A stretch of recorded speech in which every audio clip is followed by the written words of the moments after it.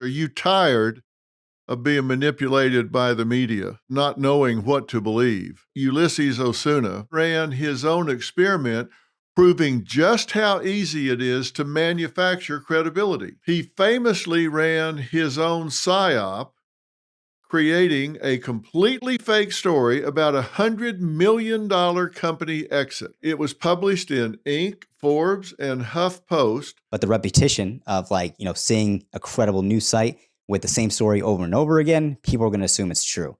And essentially that's how media psyops, are kind of created. Is that an effective way for some of these people to do that, to put money behind content and push it out?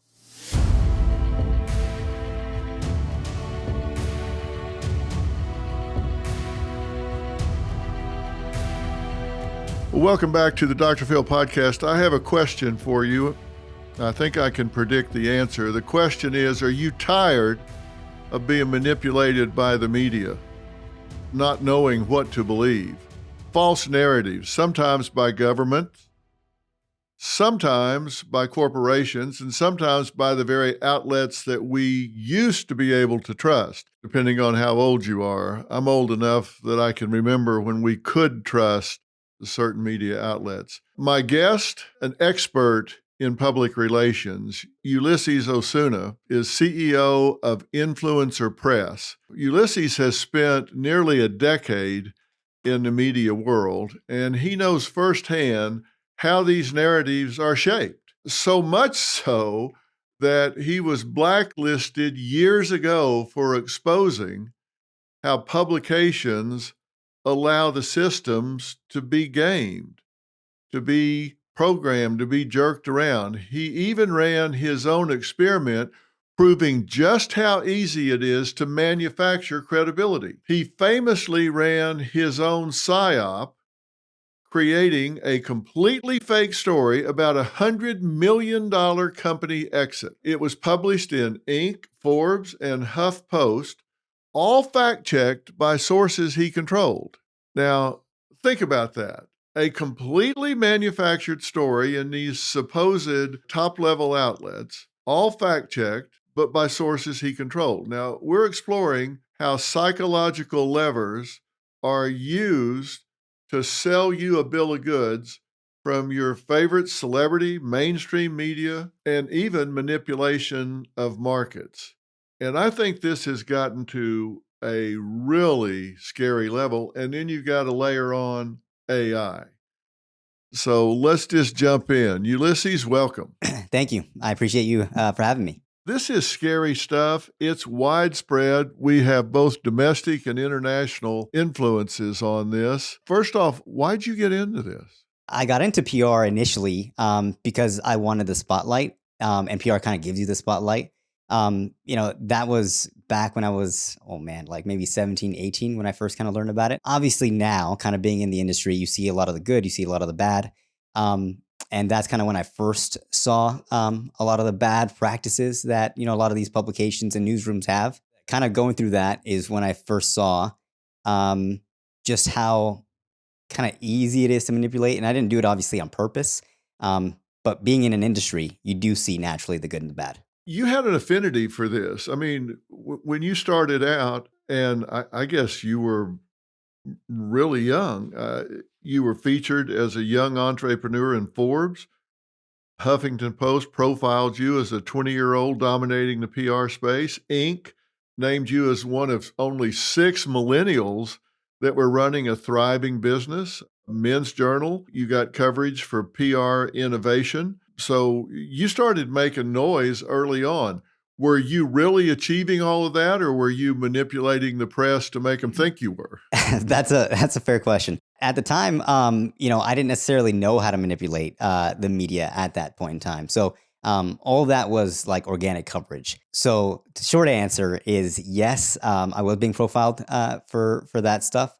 It was afterwards when I kind of learned the ins and the outs. So in 2019, you built Influencer Press into a kind of a concierge PR agency, emphasizing credibility, narrative control. What kind of clients did you have? You may not want to name the clients. Maybe you do. I don't know. But what kind of work were you doing to use this knowledge that you had gained? So I got very lucky in the beginning of my career. There was a lot of influencers on social media that, had hundreds of thousands of followers to millions of followers, but they didn't necessarily know how to get their story into the media. So because of that, there was a gap. So a lot of the work that I was being featured in was because I was reaching out to these clientele that already had a big following. And from there, it was, practically pretty easy to kind of get them published into the media because it's a win-win, right? The media gets to publish them, they get eyeballs, and there was like a gap in that space. I want to say back in the day, but I haven't been in this too long. But yeah, for essentially a decade, there was a lot of people kind of just starting out on social, and at that point in time, there was a lot of individuals that would look up to influencers. Even you, Dr. Phil, like you are a massive influence. And there was people like you on a smaller scale on social that had a massive influence to their audience, but they just missed that gap. They didn't know how to necessarily get into the media. What is it that gets some people into the media and other people not into the media if there is if there's a lever to pull? Because I know when I have content that goes really wide, I guess people call it viral or whatever. My sense is that it's always the content. It's nothing that we do Yeah. different between story 17 and story 74.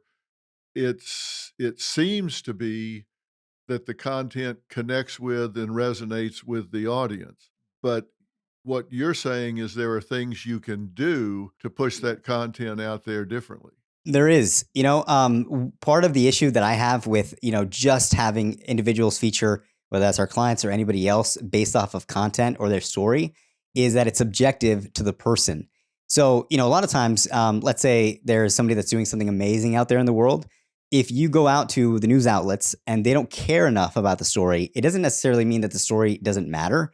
It just means that that person's viewpoint of that story, like they don't care about it enough to actually, promote it or to interview them about it or anything like that. So there is levers that you can pull to essentially bypass that. One of the ways is that a lot of these publications and newsrooms and outlets, most people don't know that you can do sponsored content, which is essentially paying these platforms to put out, content. And obviously these are ads. The public doesn't necessarily know the difference, right? Only people that kind of work in the industry or people that are a little bit more savvy to this know what a sponsored content piece is and what an organic piece is. And, the issue that I kind of have with the industry that I'm in is a lot of the public doesn't know how to necessarily discern what is, sponsored and what not. So they might think that a sponsored piece is something that a publication or a news outlet, like, not necessarily condones, but that they approve of that content, right? When that's not necessarily the case. Like they're not promoting that specific person. It's just a paid piece. Is that an effective way for some of these people to do that, to put money behind content and push it out? It is an effective way because you're bypassing, a lot of the individuals that work at these places, and all of these people have their own biases.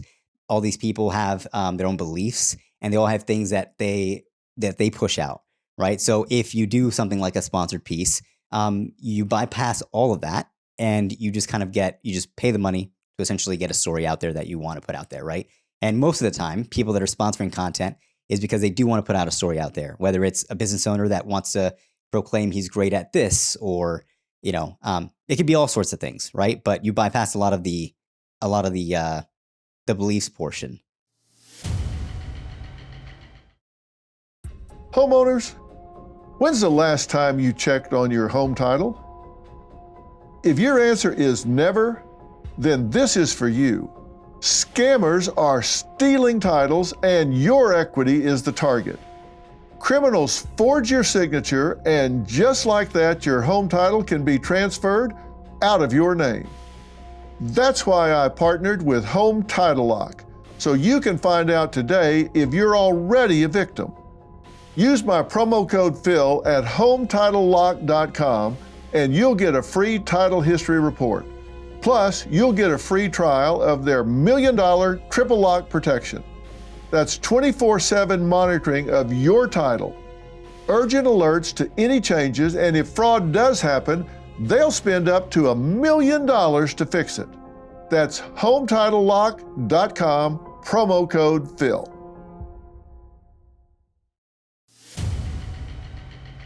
You talk about PSYOP and tell people what you mean by that and give a description of how this is working in the media actively today. Psyops are essentially, psychological like warfare. And the media does this and has been doing this for a very long time. We saw it when Donald Trump was running for president, when he was rerunning for president. They made up a lot of, stories about him, even to the point where I'll give you a clear example. There was this claim that he said that the white supremacists were very fine people. That's been debunked over and over and over again. Yet people still see it till this day, and they think that Donald Trump did say that, even to the point where former President Obama mentioned that in a speech, and where Elon Musk said that, hey, like this is where he lost all respect for President Obama, because when people are kind of distorting the truth, when they're clipping things that are convenient for them and not giving full context.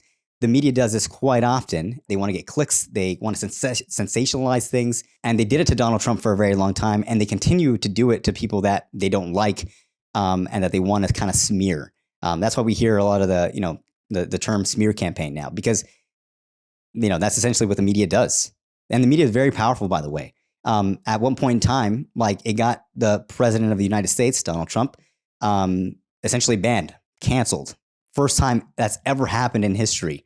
All because of the media, spewing lies. I understand if you want to, challenge other people's beliefs, but that's not what the media was doing. I would say they were knowingly and intentionally misrepresenting Donald Trump's beliefs and attacking things that he did not say, that he does not believe, in order to make him look like a bad man. When we say PSYOP, you're talking about a psychological operation, which is usually something that is clandestine, it's covert. Manipulation doesn't necessarily mean something that is insidious. I mean, if you walk up to somebody and say, look, I want to change your mind. I want to manipulate your beliefs. And I'm telling you up front, I want to present some information here. I'm going to show you this. And in so doing, I'm going to change the way you think. So I'm going to show you this. You can fact check me, but I'm going to go through this. That's a form of overt manipulation. It's above board. It's straightforward. You're telling them what you're doing, but that's not what we're talking about with what you're referring to as PSYOP. This is something that is the motive is hidden. The mechanism is hidden. There are things going on that are not apparent to the person, that the audience that it's being done to. So they're not aware that there are manipulations going on, that they're maybe seeing one side of something, or that things are being made up, that there is a false narrative that is being pushed, that there are maybe bots being used, there are things going on that make something look bigger than it really is. All of these things that are going on are not being disclosed. There's no transparency to it. Is that a fair description? That's very fair. And you're saying that this is being done by mainstream media? Who's doing this? I don't know exactly who, and I'm not too sure on why they're doing it. But the fact is, they are doing it, and they continue to do it. And I don't see how there's any repercussions for when they do it. Like there's there's an issue that like there's just this amplification loop. And sure, a lot of publications and outlets will retract things that are not accurate. The issue with that is like millions of people have already seen the fake information, and a retraction, they're not going to reread the article, or they're not going to re-look at the media to see that there was a retraction made. So there's a lot of harm, kind of being done by the media, and it is creating a real division in the country. And I think that's why, podcasts like this, I think that's why debates, things like what Charlie Kirk did, kind of opens up the eyes of a lot of individuals. So that way they're not just stuck on what the mainstream media says, because, in a way, the mainstream media did lower a lot of their credibility, when Elon Musk, purchased X, because there was a lot of things that they said that were incorrect, that were fact checked. And because of that, it's harder now to trust the media. In fact, I think there was like a recent study that said like only 7% of Americans, if I'm not mistaken, now trust the media a great deal, which is incredibly, incredibly low. Well, that is pretty low, and it's probably the lowest it's ever been. But I said, is this going on? And you said, absolutely, it's going on. And I said, well, who's doing it? And you said, well, I'm not sure, but they are doing it. But my question is, who's they? Yeah. If you don't know who they is, how do you know they are doing it? But I do know that the outlets as a whole do it. And I don't know why they do it, but they do put out misinformation. I mean, just kind of, even go back to what I said about, Donald Trump saying the very fine people thing. That was pushed out. Another core example is with the Hunter Biden laptop situation, when the government tried to essentially get them to put that, the fact checking that it's like false. And everywhere that you could see that story that was going out, it was saying like, hey, this is, misinformation, when it was truly not misinformation. It's clear signs showing that it is being done, but like by who, I don't know necessarily who, but I do know that it's being done by these outlets. I know it's being done by the government. Just to give you another example of another media psyop, there was this, doppelganger campaign by Russia, where they essentially cloned a lot of the, news sites and made them look reliable, where people would, read these, articles and think that it was true when it was just, Russia propaganda made by, Russia, and they were fake news sites. But the repetition of like, seeing a credible news site with the same story over and over again, people are going to assume it's true. And essentially that's how media psyops, are kind of created. When we see something, I mean, clearly we know that the media, the legacy media, is clearly divided. We have MSNBC, we have CNN, we have different outlets that are clearly left liberal outlets. You know that. Yeah. There are a number of monitoring surveys that have looked at the stories that they do and the point of view that they take. And, they clearly are heavily oriented towards left liberal points of view. We know that there are a number of outlets like Fox, for example, that are right-leaning, and the number of stories that they cover from a conservative point of view, there are distinct differences between the two. So you can tune in the left and you get that point of view. You can turn in the right and you get that point of view. How do you characterize that in terms of psyops and programming? That's true. There are left leaning, outlets, and there are right leaning outlets. I would say it's much more like about context, because if you're just reading one thing, naturally you're going to have biases towards that one thing, especially if you believe it in full. But I'll give you an example of, just the media kind of being dishonest. CNN a while back, this was back during COVID. I don't know if you saw this, but, Joe Rogan was taking, I think it was like horsey warmer or something like that. And they put out a video of him and they filtered it green as if he was sick. And they put that live for everybody to see. That's like intent manipulation. Even I think recently, right? Donald Trump, 16 million from like Paramount because of the 60 Minutes interview, where they intentionally grabbed another answer from Harris and put it in an answer of a question that she didn't answer. And hopefully I conveyed that correctly. But those are, forms of like intentionally misleading the public, which has nothing to do with left-leaning or right-leaning outlets. That's just, and again, I have no idea why that's happening or why they do that, but I'm assuming they're just trying to push a narrative.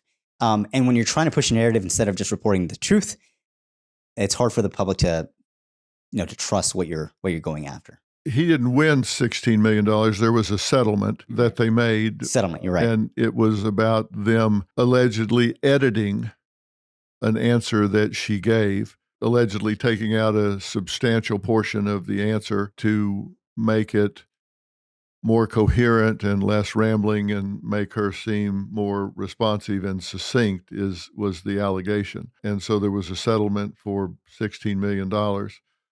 And a lot of people think it was a bad idea for them to settle that, but nonetheless, they did. If you look at Fox, for example, and look at how they report a particular story or the particular choice of stories that they report, and you look at MSNBC or CNN and look at the stories they choose to report, there is a distinct difference between what they consider priority news. Is that a legitimate choice point of view in your view, or is that an overt manipulation that would rise to the level of psychological manipulation? I think the American public is right on this one. The fact that 7% of people don't trust the media.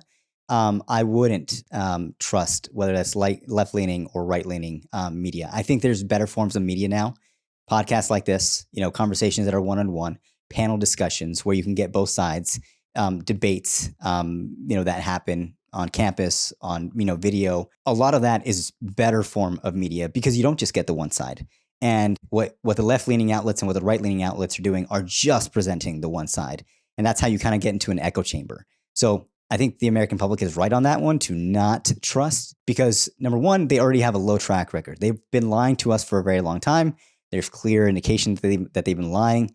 X, I would say, is probably the best platform to get news because it shows in real time when there's something that's contradictory to, let's say something happens in the media. Like there's a lot of people out there that fact check what the news reports.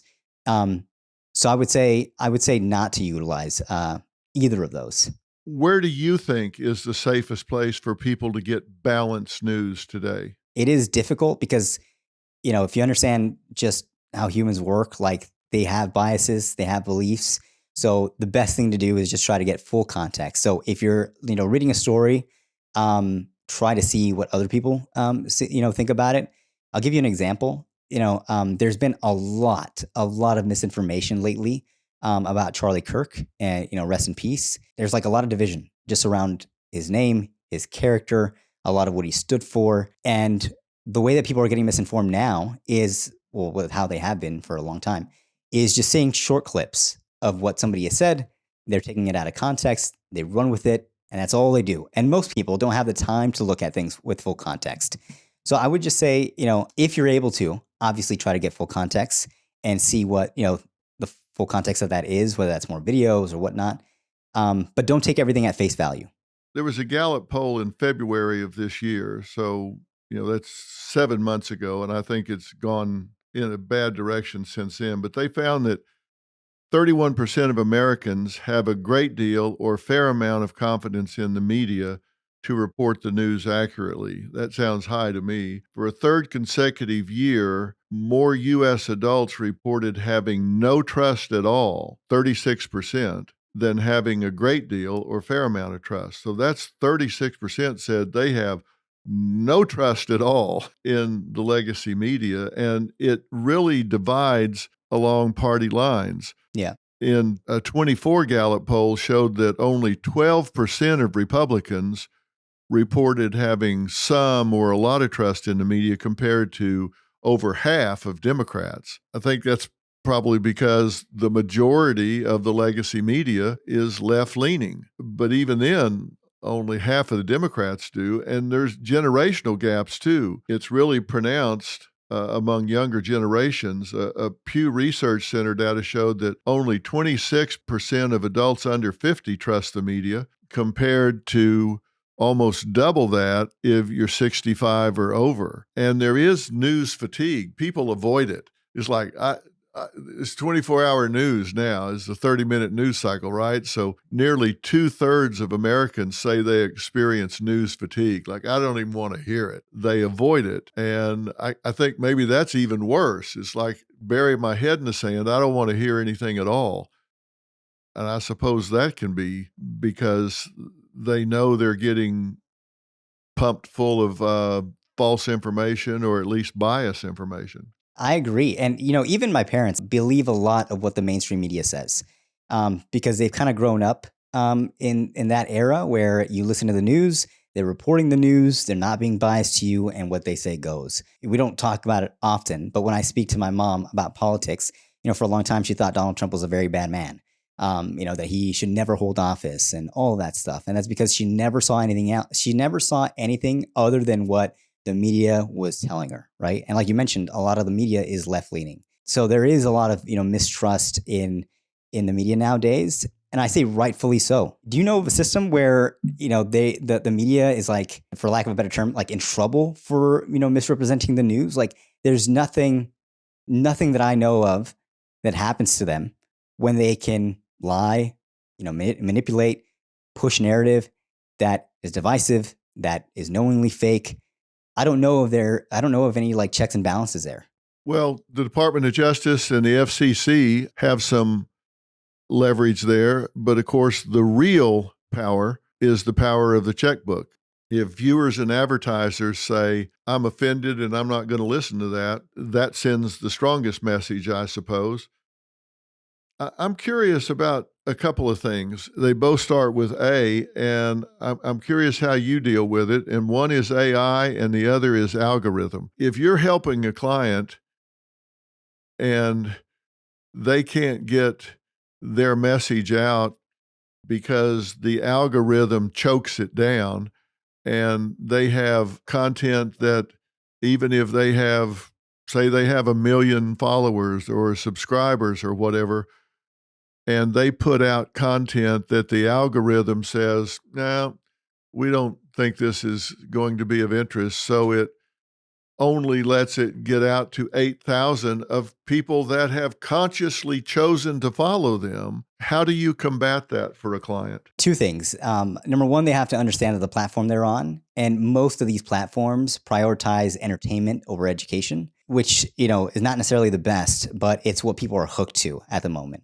So as long as they understand that, on social media, it's more entertainment than it is, education or information, they'll do a little bit better, which isn't necessarily the best case because that might not always translate to, more sales or more of what they, kind of are looking to kind of talk about. And a second thing is if you go and you collaborate, because we see this all the time with, major influencers or public figures, they tend to collaborate with each other, right? And they feed off of each other's audiences because it's very hard to essentially build an audience from scratch. But it's much easier to go to somebody else's audience that already has one, has a loyal following. Like you said, they've like subscribed to essentially listen to you. And then, you essentially get the rub off effect where, that person, you're kind of utilizing their likeness. And that audience gets to now view who you are, listen to who you are, and see if they even like you and want to follow you. But building on the social platforms, information wise is difficult. You have to choose which outlets for sure, which platforms. So what sells today? If somebody is a young person, they want to be an influencer, they're wanting to build an audience, or maybe they've got a modest audience, but they want to grow. What sells? You say entertainment. How does somebody build an audience these days? I would say, one of the best ways to kind of build an audience or build a personal brand is, to go on shows like these, like discuss your ideas and your beliefs, and you will find people that, value the same things as you do. And there's a lot of people that obviously won't like what you have to say and won't like your ideas. But you just got to find more of like your audience, more of what, more of the people that believe in what you already believe. And if you don't, you can go on to shows and discuss like your ideas and have them be challenged. And that's the beauty about America. Like you should be able to discuss and have free speech and, challenge ideas and grow that way without the fear of hopefully being canceled, of being hurt, of any of that stuff. Right. So I would say that's probably one of the best ways is, go on shows, go where people have audiences, discuss your beliefs, discuss your ideas, and you'll find people that like what you have to say. If you had a client right now, and I'm sure you have clients now that you're working with, so you try and find people that kind of co-sign them, collaborate with them, get them exposure that way, and hope they find traction because people say, hey, I really enjoyed what he had to say, so I'm gonna jump over to his platform and subscribe to him, follow her. What else can you do? Getting it's a double-edged sword, but getting into the media is also really great because it allows you to kind of, tap into that exposure. But I would say, for anybody that's looking to build a personal brand, just know it's a double-edged sword because the more and the bigger that you get, the more of a target you become, the more of a target your family becomes. And the more that your ideas, will be challenged and all of that. It doesn't come, it's not just, you don't just grow and then all of a sudden it's like all rainbows and, dandelions. It's not like that at all. You get almost an equal amount of force, combating what you believe in and what you have to say. A lot of people didn't stand up for their beliefs because of the fear of being canceled. And not everybody has the same financial resources. Not everybody has the same resources to where if something did happen, to them where they lost their job or things like that, where they can recover. So a lot of people's beliefs were toned down. They didn't want to kind of become a public figure, and rightfully so. You do not have to combat any of this. You don't have to challenge anyone's ideas if you're not in a position to, or if you don't want to have, that hassle. Let's talk about AI for a minute. Do you think that AI is going to play a big role in disinformation and manipulating people's thoughts and beliefs, or do you think it's overhyped? No, I think it's very real. In fact, there's been a lot of deep fakes. I don't know if you've, this is a random question, but Dr. Phil, you scroll TikTok at all? Occasionally. Okay.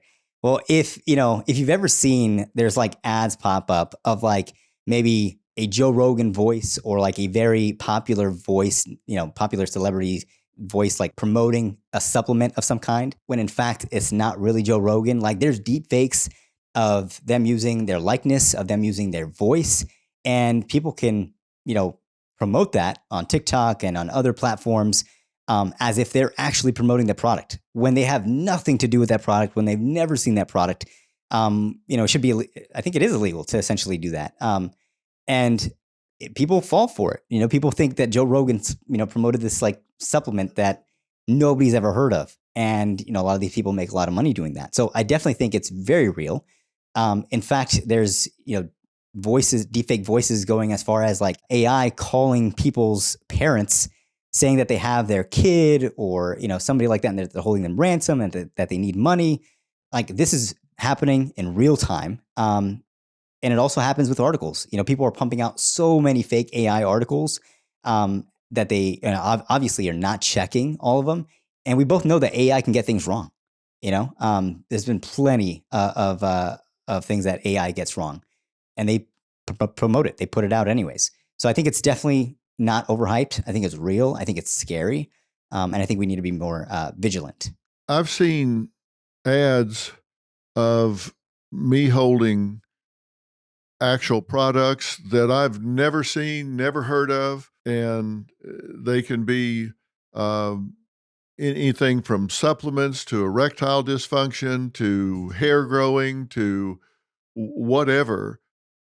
And the problem is if there are people that trust you and they think it's you and it says 90-day free trial, and then people when they call in or respond, it says, give us your credit card information, and after the 90-day free trial, you can cancel, but then we'll start billing you if you like it. And so they'll do it. And then when they try to cancel, they can't find these people with both hands. They can't cancel. And so they wind up getting billed. And sometimes these are elderly people that are on fixed income. They can't cancel. They're getting billed for $59.99 a month. And it can make the difference between having enough money to buy groceries or to make their rent or to pay their utilities. And it is a very ugly reality.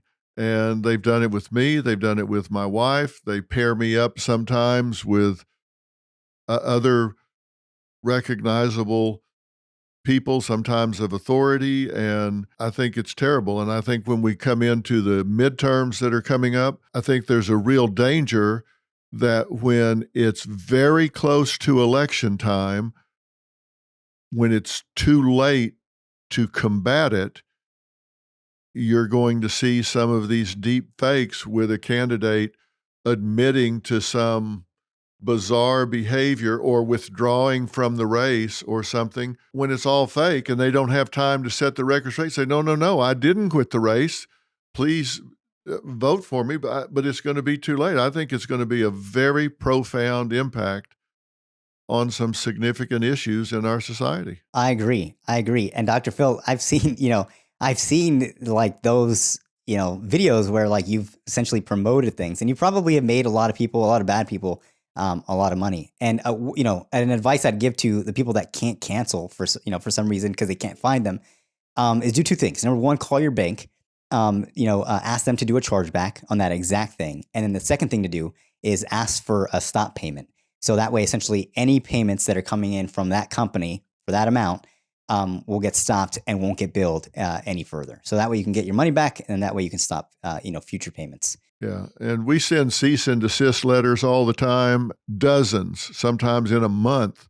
And if we get close, then that company shuts down, but it just reincorporates under a new name at a new post office box and pops back up 2 days later, and off they go again. And, clearly they're making money or they wouldn't be doing it. There's something called super spreaders, the impact of super spreaders. A study of tweets flagged for low credibility found that just 10 accounts were responsible for roughly a third of the misinformation, and 1,000 accounts were responsible for 70%. And examples of super spreader influence during the 2020 U.S. presidential election, the COVID-19 pandemic, and the financial sector, where they can affect stock markets and investor behavior, were examples. And these automated bot accounts are identified as a major factor in amplifying misinformation by artificially increasing popularity and reach. How do people know if messaging is coming from a bot farm? And talk about what bot farms are, because I think a lot of people think they know, but they don't know. And how does that work? If people have been following the Blake Lively and Justin Baldoni case, they'll know that PR companies, not us, but like other PR companies, have this ability to have bot farms essentially push a narrative. And essentially what that means is they want to push a narrative, and what they do is they'll push a lot of bots to essentially like something, to share something out, to comment on things, to make it seem like it's done by real people with real thoughts and their real beliefs, when it's not. It's done by a company that's essentially sending hundreds to thousands of bots to essentially push a narrative. And that was being done in the Blake Lively and Justin Baldoni case. One of the PR experts was essentially being or alleged that he did that for them on TikTok. And it's essentially when you go on TikTok, you see a comment and it has thousands of likes, and you think that all those likes were done by real people, when it's actually not. And what that does is, not everybody wants to go against the grain. So if they see a thought process that a lot of people already agree with, and they haven't necessarily made up their mind, well, they're more likely and they're more inclined to follow what those people believe and what those people say. And that's kind of the issue, that bot farms have, and they do that often. It's on almost every platform. So it's not necessarily just contingent on TikTok. They do it on Facebook. They do it on X. There's a lot of bot farms out there. And when we say bot farms, we're talking about people that just set up fake accounts, and there's no real person associated with it. I know we've identified some in Russia that have tens of thousands of accounts that they control, and you think you can spot these things because they have no followers and they have 2 or 3 people they're following, and so there's no history to the account. But some of these sophisticated bot farms, and that's just short for robot, they're not real, there's no real person behind them. Some of these have been around long enough now that they have computer programs where they follow each other back and forth.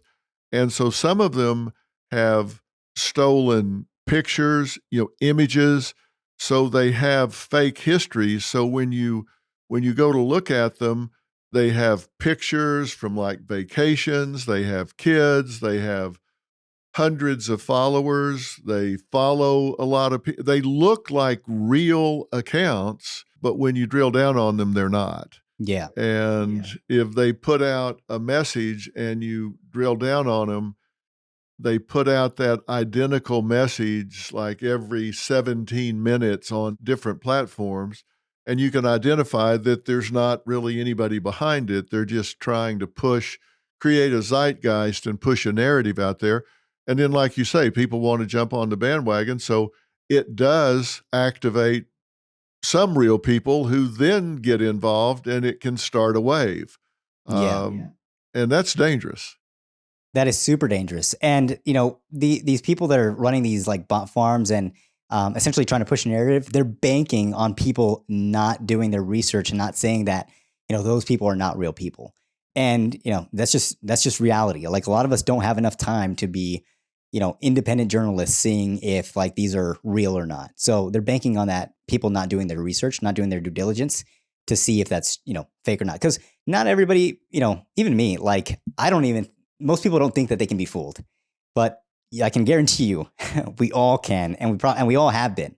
So it is very likely that you have been in your lifetime. And it's probably going to happen again. Nobody's immune to that. Not even me. One of the things I think, people can do is develop some media literacy, right? I mean, they need to be critical thinkers. And I think cross-checking information and finding some trusted fact checkers so that they can see if something is real or not by verifying it with a site they trust and actually taking the time to do some critical thinking and a little bit of research is really important. We can't just be tunnel visioned and blind. We have to take the time to check things. If they're important to our life and our decision making, we need to do some fact checking and some cross checking. Is that a fair statement? I agree 100%. Realize that people are trying to push a narrative. So whenever you look at something, think, who benefits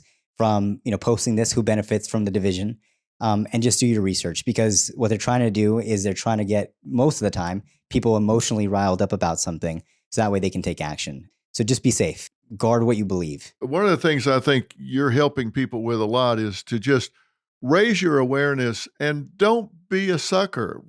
Realize manipulation is active. It is real. This is going on. So when you start reading on Facebook, Instagram, TikTok, X, whatever, realize that there are predators on there and there are people with agendas that are driving a narrative for which there may be no substantive data behind it. Go in there with your eyes wide open and recognize, hey, this may fit in my brain really well, but it could be entirely fake. I need to be aware that I could be getting manipulated. And you're raising that awareness. And I think that's a very valuable thing to do, to wake people up and say, just because you see it in print, that doesn't mean that it's real.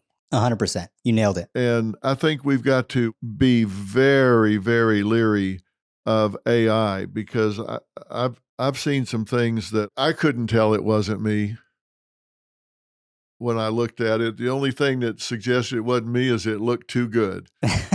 They use filters and stuff, and I thought, I don't look that good.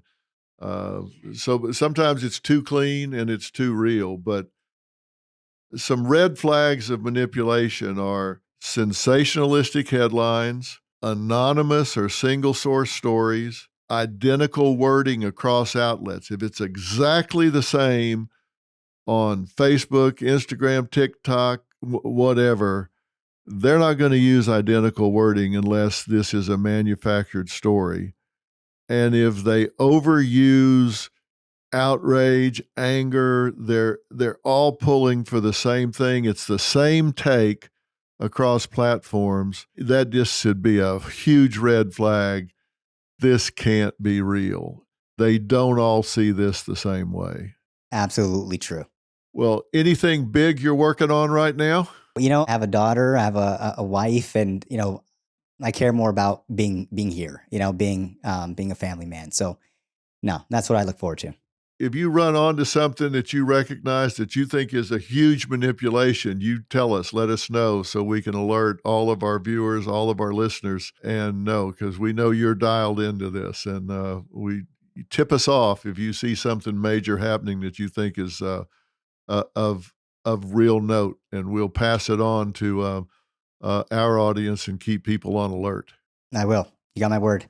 All right. Thank you so much for talking to us today. I appreciate you for having me. All right. We'll talk again.